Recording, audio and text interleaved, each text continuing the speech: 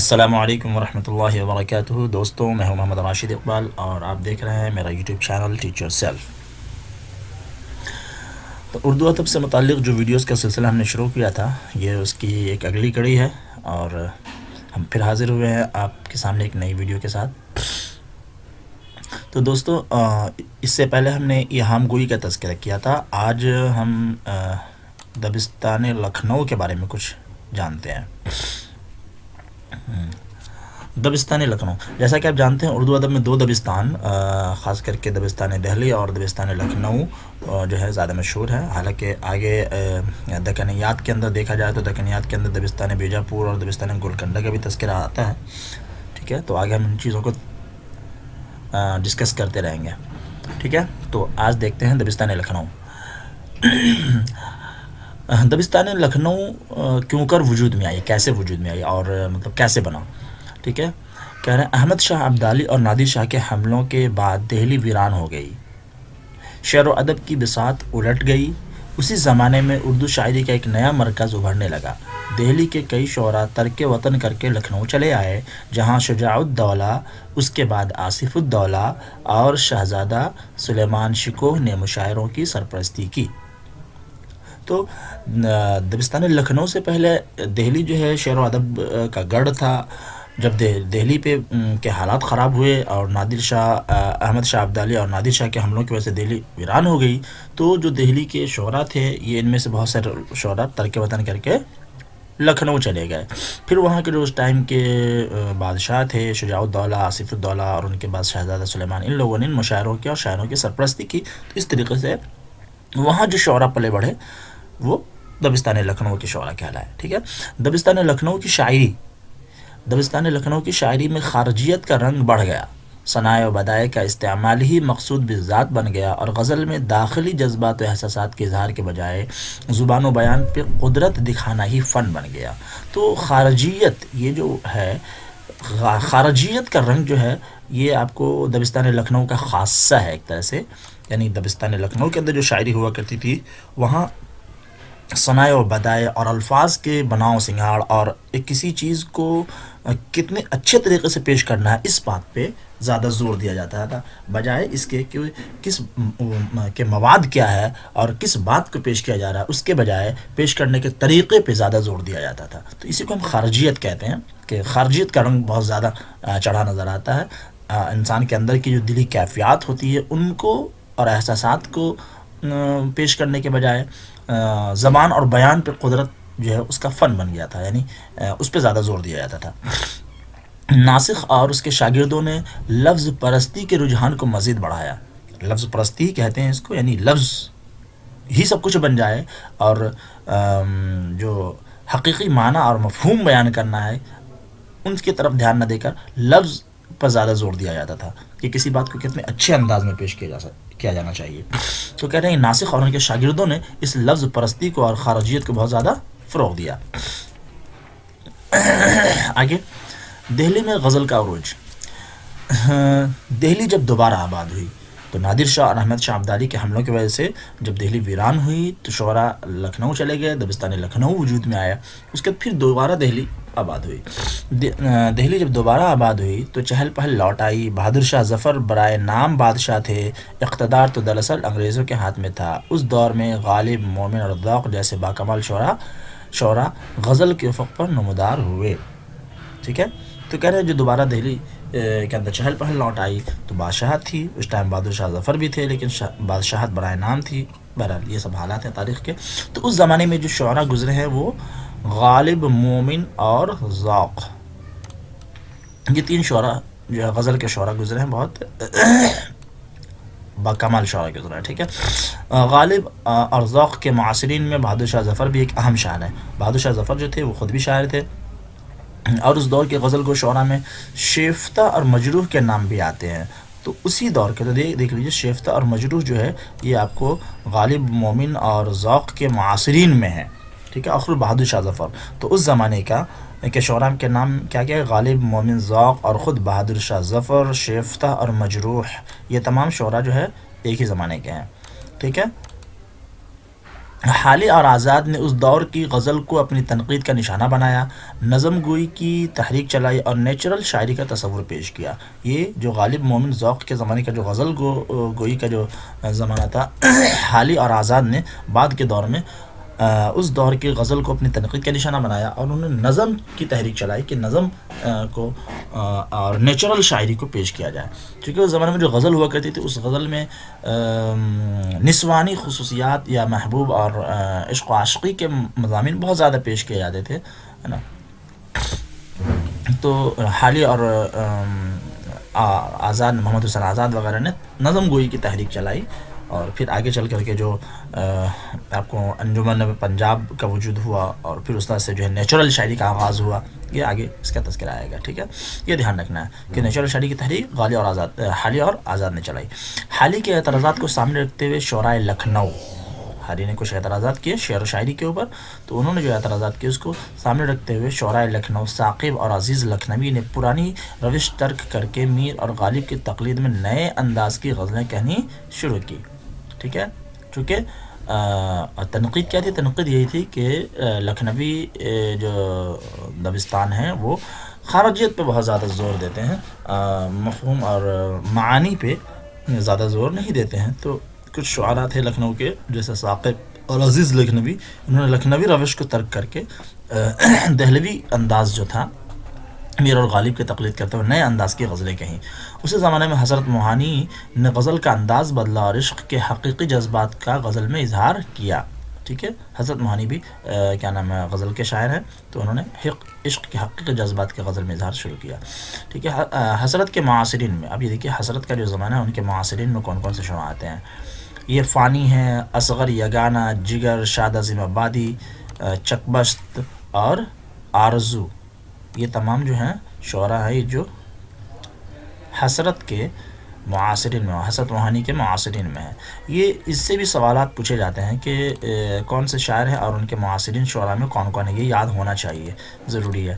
تو یہ حضرت موہانی کے معاصرین میں فانی، اصغر یگانہ، جگر، شاد عظیم آبادی، چکبست اور آرزو نے غزل کو نیا وقار بخشا، یہ تمام ان کے معاصرین میں ہیں، ٹھیک ہے۔ اور یہ شعراء جو ہیں یہ دبستان دہلی کے شعراء کہلائیں۔ یہ دیکھ لیجیے یہ ہے نا دہلی میں غزل کا عروج، یہ دبستان دہلی کے شعراء، میں نے یہاں پہ دبستان نہیں لکھا لیکن یہ ہونا یہی ہے، ٹھیک ہے۔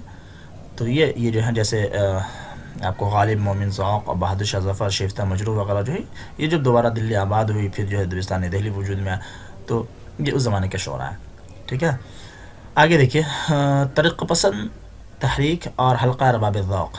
اب آگے چل کر کے یہ دو ترقی پسند تحریک کے نام سے ایک ادبی تحریک اور حلقہ ارباب ذوق کے نام سے ایک ادبی تحریک، یہ دو ادبی تحریکیں ہیں الگ الگ۔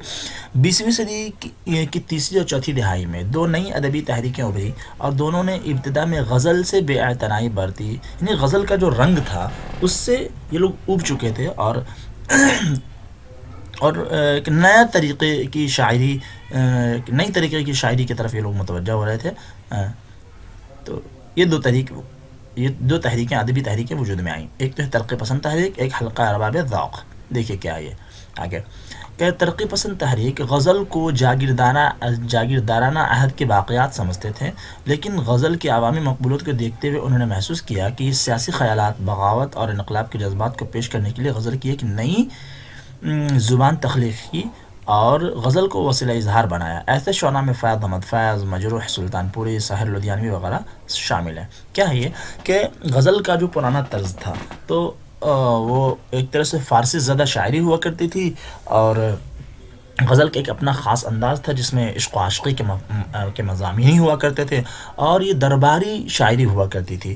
تو غزل کا جو ترقی پسند تحریک سے وابستہ جو افراد تھے، جو شعراء تھے، ان کا خیال یہ تھا کہ یہ جاگیردارانہ نظام کی یہ باقیات ہیں، جو جاگیردارانہ نظام تھا اس کی باقیات ہے کہ یہ جو ہے درباروں میں جو ہے شاعر جو ہیں بادشاہوں کے دربار سے وابستہ ہوں، اور اس میں جو ہے غزل اور وغیرہ یہ ساری چیزیں پڑھی جائیں۔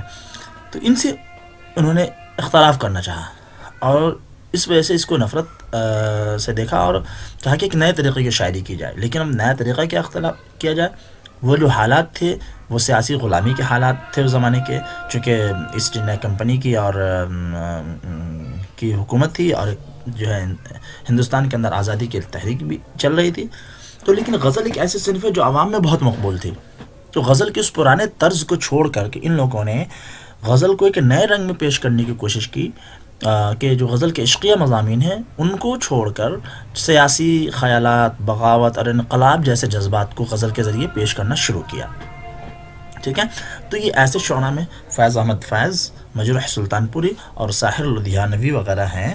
ان لوگوں نے غزل ہی پیش کی، لیکن غزل کے مضامین میں وہ عشقیہ مضامین کے بجائے آزادی سے اور مجاہد جو آزادی لڑنے والے تھے ان کے جذبات کو ابھارنے کے لیے ایسی شاعری کی جس کے اندر سیاست، بغاوت اور انقلاب وغیرہ کو پیش کیا. ٹھیک ہے.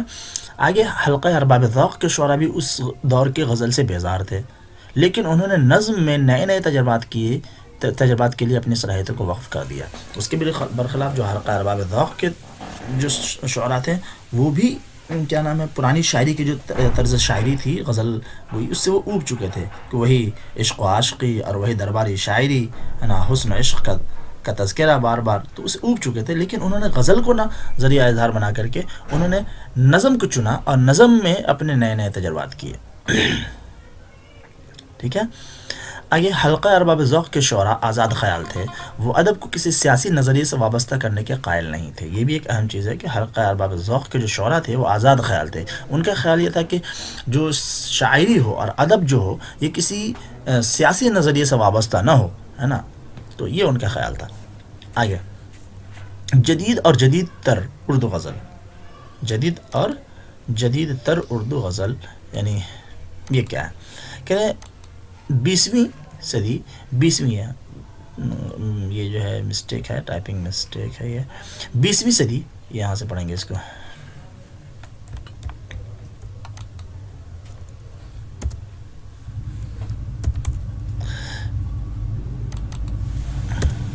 ٹھیک ہے.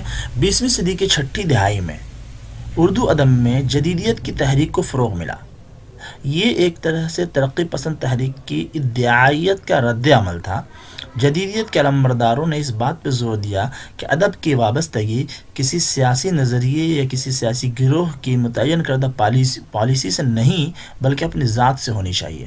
کیا کہہ رہے ہیں؟ 20ویں صدی جو ترقی پسند تحریک تھی، تو یہ ترقی پسند تحریک ایک طرح سے آزادی کی جد و جہد جو چل رہی تھی ہندوستان کے اندر اس کو سپورٹ کرنے والی تحریک تھی. اور اس میں بہت سارے شعراء ایسے تھے جو ایک طریقے سے جنگ آزادی کے حصے میں کی لڑائی میں شریک تھے، اپنی شاعری کے ذریعے جو ہے جو مجاہدین تھے ان کو ابھار رہے تھے.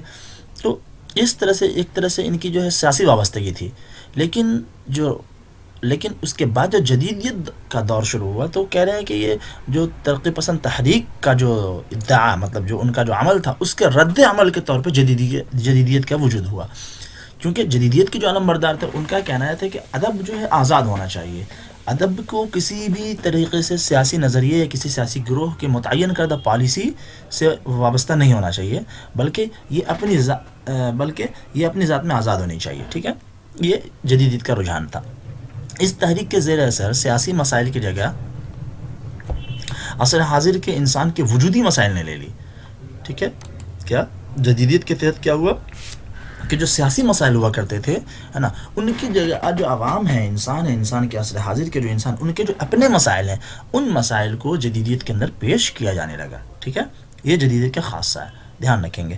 20ویں صدی کی 7ویں دہائی کے گزرتے جدیدیت کی تحریک ماند پڑ گئی، لیکن اس کے اثرات 8ویں دہائی کے آغاز تک باقی رہے. جو ہے کہ 20ویں صدی میں تو شروع ہوا، 20ویں صدی کے چھٹے دہائی میں شروع ہوا، اور یہ سمجھیے کہ جدیدیت کی تحریک 7ویں دہائی یعنی ایک دہائی تک جاتے جاتے اس کے اثرات ماند پڑ گئے، اور بالآخر 8ویں دہائی میں آتے یہ 8ویں دہائی تک اس کے اثرات نظر آئے. ٹھیک ہے. تو یہ ہے، تو یہ جدیدیت تھی کہ جدیدیت کا آغاز جو ہے ایک طرح سے ترقی پسند تحریک کی جو ادعائیت تھی اس کے رد عمل کے طور پہ وجود میں آیا تھا. کیا ہے جو